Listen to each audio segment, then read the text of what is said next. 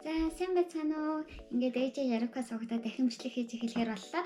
За тэгээд хэсэг хугацаанд бичлэг хийгээгүй байсан. Тэгээд энэ хугацаанд маань олон хүмүүс ингээд надаас хэд хэдэн асуултуудыг асуусан. Тэгээд магадгүй хүмүүсийн мэдхийг хүсэж байгаа тэр асуултуудаас эхлээд бичлэгээ хийж эхлэе гэж хэлсэн байгаа. За эхний асуулт маань болохоор ихэвчлэн хүүхдүүд хэрхэн Америкийн нэгдсэн улсад тийм ингээд сургуультай материалаа явуулах вэ? Магистрийн хөтөлбөр зочдоор хэрхэн хэлсэх үү? Бас зарим нь бүр хөлний бэлтгэл яаж хэлсэх вэ гэдэг асуултуудыг асуусан байгаа. Тийм учраас би яг энэ хүү 3 цуврал бичлэгийг хамгийн түрүүнд хийж оруулъя гэж шийдсэн. За тэгээд яг энэ хүү бичлэгийг яагаад хийхээр болсон бэ гэх юм бол Монголд бол аюул олон тийм зуучлагын төвүүд бол байдаг. Зуучлагын төвүүд маань өөрөө ингээд хэд хэдэн сургуулиудтай хамтарч ажилладаг. Тэгээд зуучлагын төвөөр дамжиж явуулахын нэг давуу тал нь мэдээж хэрэг та аппликейшн процесстэй зуралдах тэр их процессыг ингээд өөрөө ингээд дийлхийх шаардлагагүйгээр тэр хүмүүс таны өмнө сургуультай чинь ингээд харьцаад бүх юмыг ингээд бэлэн болгоод өгнө. Та зөвхөн өөрөөс гаргах шаардлагатай материалуудаа л явуулахад болдог. Хоёрдугаар гэх юм бол мэдээж хэрэг өөрөө материал явуулснаас зуучлагын төвөөр явуулах нь мэдээж хэрэг танд бас нэг давуу тал болж өгөх магадгүй. Яг тэр хүмүүс мэдээж хэрэг хамтран ажилладаг гэрээний дагуу ажиллаж байгаа учраас тэднээр явуулж байгаа тэр элсэлтийн материалууд бол мэдээж хэрэг тусгай түвшинд бол авч үзэгдэх байгаа. За тэгээд хамгийн том сул тал нь мэдээж хэрэг төлбөрийн хувьд бид нэр одоо ингээд өөрөө хуваараа сургуультай элсэх гэж ядаж байгаа. Тэр тусмаа би бол 10 жилийн төгсөөд бол надаа чүтэй айтал нэг аппликейшн фигээ өөрөө ингээд цуглуулаад тэг хэдэн нөгөө орчуулгын мөнгө өөрөө орчуулчаад орчуулгын газараа тамга даруулаад бүх юмыг ингээд өөрөө ингээд хийгээ явуулсан. Тэр үед мэдээж хэрэг мөнгө төгрөгийн хувьд асар их асуудалтай байсан учраас миний зуучлалын төвөр хандах ямар ч боломж байгаагүй. Тэгээд би зуучлалын төвөгтэй хүндээ тийм амар үнэтэй гэж бол ерөөсөө бодоогүй. Тийм учраас би магадгүй залуучуудад өөрсдөө тэр цэцмэ бакалавр болон хэлний бэлтгэл бол заавал зуучлалын төвөр хандаад авах шаардлага байхгүй. Үнэхээр чи өөрөө тэр сургуультай орох үнэхээр чадвартай гэдгээ баталж чадах юм бол тэр нь зуучлалын төвөр хандах шаардлагагүй. За тийм учраас би энэ хүү бичлэгээрээ манай сургууль би одоо яг Metropolitan State University of Denver гэдэг Denver хотын яг хотын төвд байрладаг сургуульд сурдаг байгаа. Яг өөрийнхөө сургуулийн бакалаврын оюутнуудад элсэх гэж байгаа тийм сурагчид маань хэрхэн материал явуулах тухай дэлгэрэнгүй бичлэгийг энэ бичлэгээрээ хийхээр шийдсэн юм аа. Дараагийн бичлэгээр болохоор магистрийн хөтөлбөрт хэрхэн элсвэ. Тэгээ дараагийн бичлэг нь болохоор хэлний бэлтгэл хэрхэн материал явуулах вэ гэсэн бичлэгүүдийг хамгийн түрүүнд хийж оруулахар шийдсэн. За тэгээ бүгдээрээ манай сургуулийн бакалаврын элсэлт ямар хувь процедураар явагддаг талаар үздэгэ.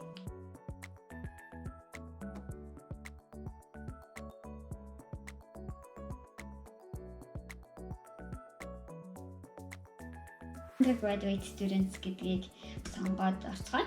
Ингээд undergraduate гэдэг оронгууд тэрэн дээрээ элсэх одоо оюутнуудыг ингээд төрлөөр ингээд ялгчихсан байгаа. За эхнийх нь бол анх удаа коллежд орох гэж байгаа, дахлах сургуулиуд төгсөж байгаа хүүхдүүд transfer гэдэг нь болохоор шилжин суралцах гэж байгаа. Master гэдэг нь магистрийн зэрэг, international students гэдэг нь мэдээж хэрэг гадны одоо олон улсын оюутнууд. Мэдээж хэрэг одоо монголчуудын маань хувьд бол энэ international students гэдэг зэсийг бол сонгоно. За international students гэсэн зэс рүү ингээд яваад оронгууд элсэлтийн процедурын тухай ингээд ерөнхий мэдээллүүдийг бүгдийг ингээд жагсаа гаргачихсан байгаа. За элсэлтийн процесс маань ямар хэм маягаар явагдах вэ гэхээр нэг онлайнаар явуулах шаардлагатай материалуудыг submit хийн.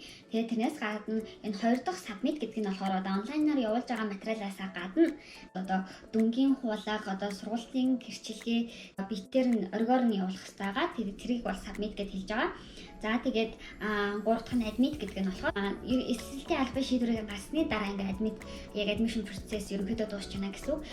За тэгэхээр манай сургуулийн одоо хэрхэн элсэлтийн материалаа авдаг вэ? Тэгэхээр бид нар бол 2 янзаар авдаг гэдэг нь гарсан байна. Roadrunner application буюу манай сургуулийн үндсэн одоо өөрсдийнх нь материал хүлээн авдаг онлайн систем Common App буюу одоо Common App гэдэг вебсайт байгаа. Тэрэн дээр болохоор та ерөнхийдөө нэг өөрийн гэсэн профайл үүсгээд аппликейшнээ бүгэлчин тэрийг хэд хэдэн сургуулиуд ингээ явуулах боломжтой байдаг. За тэгээд манай сургуулийн application fee бакалавруудын оюутнуудын хувьд бол $25 ахны. За тэгээд admission deadline буюу одоо хугацааны хувьд хэр хугацаа байх вэ гэвэл одоо 21 оны намар элсэх гэж байгаа хүүхдүүд маань 7 сарын 1 хүртэл материал явуулж болох юм байна. За харин одоо 21 оны хавар элсэж байгаа хүмүүс бол саяны 12 сарын 1 хүртэл материал явуулах боломжтой байсан байна. Зуны эсэлтэнд орох гэж байгаа бол 21 оны 5 сарын 1 хүртэл материалаа хүлээж авна гэсэн үг байна. Энэ бол эцсийн дедлайн буюу submission process явагдсан байх дедлайн гэсэн үг. Таны одоо материалууд 7 сарын 1-ээс өмнө очсон байх ёстой гэсэн үг байна. За тэгээд бүгдээрээ өшөө цааш нь явуулаад харъя. За тэр required application materials гэдэг нь болохоор одоо жинхэнэ ямар материал бүрдүүлэх ёстой юм бэ гэдгийг харуулж байгаа. За эхнийх дээр бол high school credential гэдэг чинь high school credential гэдэг дээр бол одоо оюутнууд сурагчдын маань хувьд бол ерөнхийдөө дүнгийн одоо монголоор бол нэг бүрэн дүн боловсролын гэрчлэгээ орчуулуулаад тэгээд явуулнаа гэсэн үг байна. Тэгээд энэ дээр бол мэдээж хэрэг бид нэр одоо ориг хувийн нь явуулж чадахгүй учраас сургалтынхаа албар руу энэ эсэлтийн албар ингээ мэйл хийчихэд те бид нэр ингээ хоол агаа учраас ингээ ориг хуваа явуулах боломжгүй байна. Гэтэ ингээ нотраадаар батлуулаад орчуулгаа ч гэсэн нотраадаар батлуулаад явуулж болох уу гэдгийг одоо асууж болно. Тэгээд бас одоо төгсөж амжаагүй байгаа хүүхдүүд маань болохоор одоогийн байдлаар дүнчин хэр байгаа одоо сургуулиасаа тийм тодорхойлт гаргуулад за энэ хүүхэд маань энэ сарын одоо 21 оны дунд төгсөх юм аа. Тэгээд одоогийн байдлаар дүн нь юм байна гэдэг тийм одоо тодорхойлт ингээд явуулж болох нэ. За харин тэгээд одоо submission process дуусны дараа сургуулаа төгсчөөд өөрөө яг ориг хуваа ингээд submit хийх шаардлагатай болно гэсэн үг. За тэгээд хэрвээ коллеж юм уу одоо магадгүй одоо Монгол улсын их сургуульд Монголдоо их сургуультай нэг хоёр курс сурж байгаа кредитээ шилжүүлж болно. Гэхдээ кредитээ шилжүүлэхийн тулд одоо энэ NACS буюу National Association of Credentials Evaluation Service гэдэг юу байгаа. Одоо тийм үнэлгээний газар байгаа. Тэнгүүд тэр нь таны кредитийг Америк нэгдсэн улсын боловсролын одоо системтэй дүүцгүүц кредит мөн байна уу гэдгийг ерөнхийдөө харьцуулж үздэг. Тэгээд энэ газар руугаа ороод кредитээ шилжүүлүүлж болоо тэрнээс evaluation-ыг шууд сургууль руугаа явуулах боломжтой. Шууд сургууль руугаа явуулж тэр нь хүчинтэй болдог. За дараагийн хэсэг нь болсон чинь English proficiency гэж байна. За манай сургуульд орох гэж байгаа бакалаврын оюутнууд англиний хувьд ямар оноотой байх шаардлагатай вэ гэсэн чинь TOEFL-ийн 72 оноо. TOEFL-ийн 72 оноо гэдэг бол бараг л минимум оноо. За тэгээд заавал IBT байх албагүй бүр paper based-ийг ч гэсэн хүлээж авдаг бахны. Paper based-ийг бол Монголд боловсролын зөвлөгөө мэдээллийн төвгээд Logarithm дунд сургуулийн хажууд байдаг. Тийм газараа тэн дээр бол paper based-ийг нэг хямдхан нэг $20 илүү $30 төлөөд авдаг. Тийм заавал үнэтэй TOEFL-ийн шалгалт гэдэг TOEFL IELTS-ийн шалгалт гэдэг шаардлагагүй paper based оноогоор бол орох боломжтой юм байна. За IELTS-ийн онооны хувьд бол хамгийн багадаа 6 оноо гэж тэгж байна. 6 оноо гэдэг бол бас бага оноо. За тэгээд бас Duolingo English Test Duolingo гэдэг нэг хэл сурдаг аппликейшн байдаг. Тэгээд хэл сурдаг бас ингээ вебсайт байдаг. Магадгүй тэдний хас бас ингээ авдаг тестийн оноогоор бас орж болох нэ. За англи хэлний оноог ингээд дүүцүүлж болох юм хідэн заалтууд бол энд байна. За жишээ нь гэх юм бол мэдээж хэрэг Америк, Австрали одоо англиар ярьдаг улс орнд амьдарч ирсэн хүмүүс бол бас юу ах шаардлагагүй, шалгалт өгөх шаардлагагүй. За монголчуудын хувьд хамааралтай гэх юм бол яг одоо зарим нэг high school ахлах сургуулийн хүүхдүүд маань SAT өгье гэж айгүй их ярьж байгаа. SAT-ийн хэрвээ оноотой байх юм бол юу яаж болох нэ? SAT оноо 470-аас дээш байх юм бол та заавал IELTS юм уу TOEFL оноо авах шаардлагагүй. Эсвэл Монголд бол нэг ACT бол авдаггүй. Тэгэхээр ACT дээр харин reading writing-д 470-аас дээш авах юм бол явах боломжтой байна. За тэгээд дараагийн хэсэг нь бол financial support documentation гэж байгаа. Энэ нь болохоор чи ингээд сургалтын төлбөрөө төлөх чадамжтай гэдэг нотолсон тэр маягтыг бид нэр бүгдээрээ бүглэнэ. За бакалаврын оюутнуудын маань хувьд бол жилийн $41,000 төлөх боломжтой гэдэг одоо тийм маягтан дээр одоо тийм би ингээд $41,000 төлөх боломжтой гэрээс маань ийм тэдэн төгрөг гаргана. Магадгүй одоо өөр нэг хямар тэтгэлэг байгуулгын тэтгэлэг авал энэ тэтгэлгийг надад тэдэн төгрөг өгнө гэсэн одоо тийм бүр би ингээд тэр бүрээ ингээд нарийнчилсан бичсэн тийм маягт бол байгаа. Тэр маягтаа бөглөө тэрнийг одоо support болгож бүгдээр bank statement-ийг бол оруулдаг. За миний хувьд бол яаж энийг бөглсөн бэ гэхээр би бол ахыхаа компани зансны хулгыг оруулаад за манай ахын маань компани юм ингэж төлнө гэж ерөнхийдөө оруулж исэн. За ингэж financial documents-а ерөнхийдөө гаргажсэн. За immigration documents дээр бол мэдээж хэрэг гадаад оюутнууд бол одоохондоо Form I-94, Form I-20 тэр байхгүй учраас зөвхөн паспортынхаа хуулбарыг оруулахад бол болно.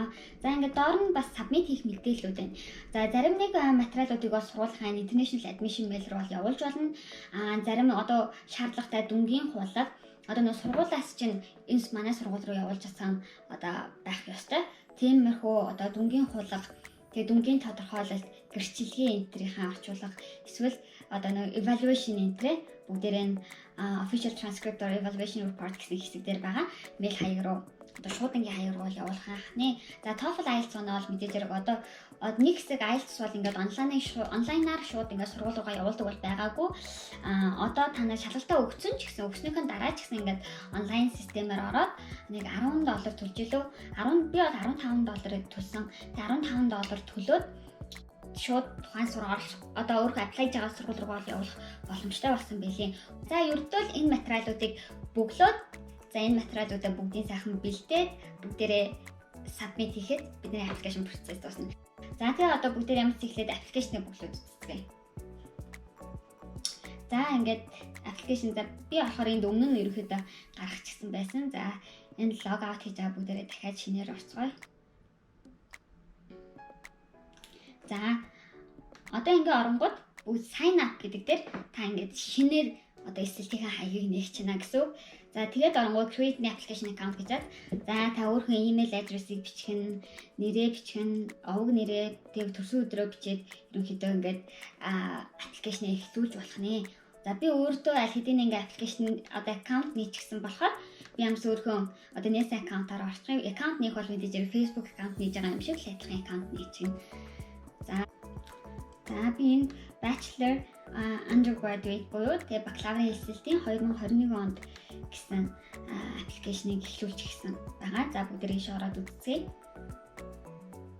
За 2021 оны намрын хэлсэлтийн аппликейшн.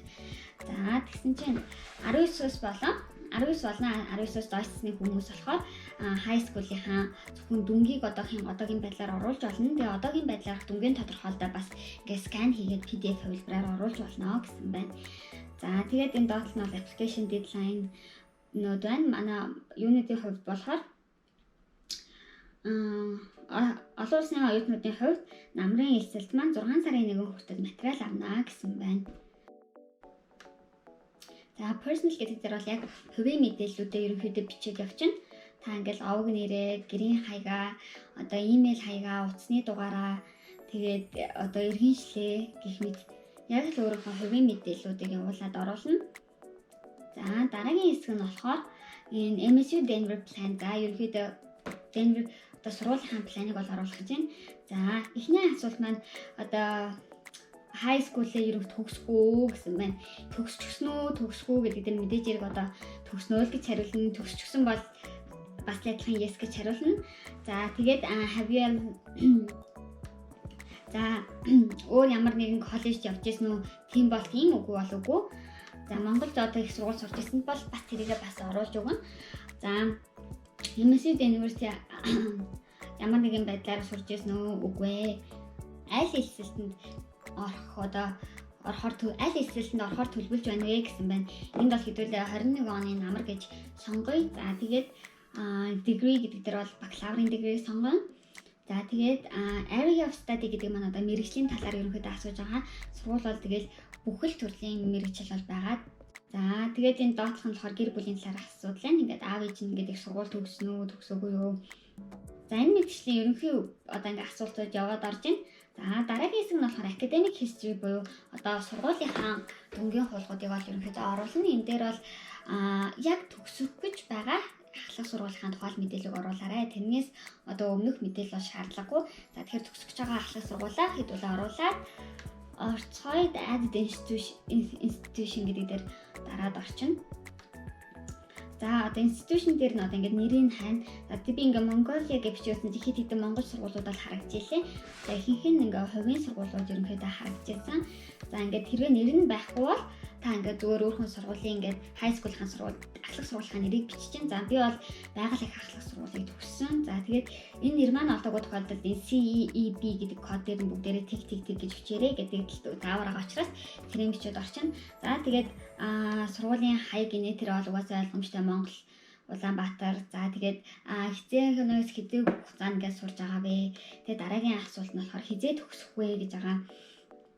За GPA дээр бол одоо бол Монгол сургуулиуд ихэнх ахлах сургуулиуд бас GPA-тэй болсон байх гэж бодож байна. Намайг төгсөж хахад л GPA-тэй болно гэж хэлсэн. За тэгээд GPA гэдэг бол тэгээд голч дүн. За тэрэн дээр бүгдээрээ Монгол бас л 4-өөс эхэлдэг. Одоо scale of гэдэг нь одоо юу гэж хэлдэг юм бол За ямар ч гэсэн дөрвөөс одоо голч дүн 4-өөс хэд вэ гэдгийг одоо ерөнхийдөө бичнэ гэсэн. За одоо 385 байх юм бол тий 4-өөс 3.85 магадгүй зарим сургуулиуд 4 голч дүнийх нь нүг хэмжээс нь 4.5-аар үнэлэгддэг байж магадгүй. Тийм бол 4.5-аас хэд вэ гэх мэтчлэн ингээд дүнгийнхээ одоогийн байдлаар дүнгээ бичиж оруулна. За тэгээд энэ дээр нүг transcript submission дээр нь болохоор бүгдээрээ юу авах юм байна. Одоохондоо одоо дүнгийн тодорхойлолт авах болно. Тэгээд сургуулиас авсан дүнгийн тодорхойлолт болно. Харин дараа нь заавал ингээ official юугаа submit хийх ёстой шүү гэсэн байна. За тэгээд official-ыг яаж submit хийх вэ гэдээ хэдүүлээ өмнө нь бол харсан. Тэр нь одоо хаягтай мэйл шуудангийн хаяг байгаа. Энэ шуудангийн хаяг руу одоо сургуулиасаа явуулах ёстой шүү. За тэгээд дараагийн хэсэг нь юу байх нэ? За ингээд дүнгийнхаа хуулгыг явуулж хана байна. За тэгээд residency гэдэг бол мэдээж яг оршин суух талаар residency яагаад чухал вэ гэхээр Америкийн нэгдсэн улс дахь оршин суугчид бол мэдээж яг төлбөрийн хувьд гадаад сурагчдаг бол хамаагүй хэмнэдэг учраас энэ асуулт орж ирж байгаа. За бүгдээр outside of US гэдгийг сонгоод явна. За тэгжиж бүгдээр гадаад оюутны төлбөрийг төлөөд явна. За дараагийнх нь бол зүгээр нэг тийм одоо судалгааны маягийн асуулт яагаад MSU сонгосон бэ? Signature хэсэг дээр бүгдээрээ бүх юмаа бөглөчөөд signature хэсэг дээр за тэгээ promotion code хийгээд continue гэх тэгэнгүүт тань дээр ингээд төлбөрөө төлөх хэсэг бол гарч ирнэ. За төлбөрөө төлөх хэсэг дээр хэрвээ одоо promotion code-аар үнэгүй аппликейшн өгөх хэрэгтэй байх бол мэдээж хэрэг шууд application submitted гэдээ дуусчихна. Харин төлбөрөө төлөхөөр бол та ингээд одоо бас л олон улсын картаар тэгээд төлөх бол бүрэн боломжтой. Visa картаар бол болно. За ингээд дуусаад тэгэнгүүт review гэж төлбөрөө төлсөний дараа review гэх хэсэг рүү орно. Review гэх хэсэг рүү оронгууд таны ингээд материалаа ингээд явуулах хэрэгтэй материалууд ингээд гараад ирнэ. За ийм материал юм байх. Одоо ийм материал ингээд явуулах юм байх шүү. Нэмэлтээр одоо явуулах хэрэгтэй байгаа. Тэрийг ингээд нэмэлтээр submit хийх хэрэгтэй байгаа. За тэр нь яг яаж? Би болохоор энэ дээр болохоор мэдээж хэрэг бүтээн аппликейшн бүглэхгүй тулд ерөнхий мэдээллүүдийг бол бүглөөгүй орхисон. Тийм учраас над дээр юм олон юм гарч ирж байгаа. За харин яг бүх юм дуусны дараа ямар харагддаг юм бэ гэдгийг яг өөрийнхөө одоо энэ магистрийн аппликейшнийг руу орж харуулъя. За ингээ харангууд одоо жигсаал гарч ирж байгаад хэрвээ таны ингээд жигсаалтууд ингээд одоо эсрэг тийм явцад өгдөг гэсэн бүх одоо материалууд өгсөн бол ингээд ногооноор чиглэгдэж явчихна. За пассвортаа apply юу оруулсан байна уу? Визний зураг оруулсан байна уу? За IELTS-ийн оноо одоо MSU маань IELTS оноог маань ингээд авсан онлайнаар авсан уу? Ерөөс IELTS оноог би ингээд PDF-ээр submit хийхгүй тэрийг бол хүлээж авахгүй. Заавал тэр IELTS-ийн тэр нэг онлайнаар сургуулиуд руу оноогоо явуулдаг системээр явуулах ёстой. За тэгээд одоо эсээний асуултуудыг эсээ явуулсан байна. За affidavit гэдэг нөгөө нэг санхүүгийн баримтууд байна уу? Байна. За банкны одоо банк стейтментээ submit хийсэн үү? Байна. GMAT score байна уу? Resume байна уу? За энэ мэтчлийн ингээд та нар ингээд аппликейшн нөгөө нэг төлбөрөө төлөөд харангууд review дээр ийм хэсгүүд гараад ирнэ.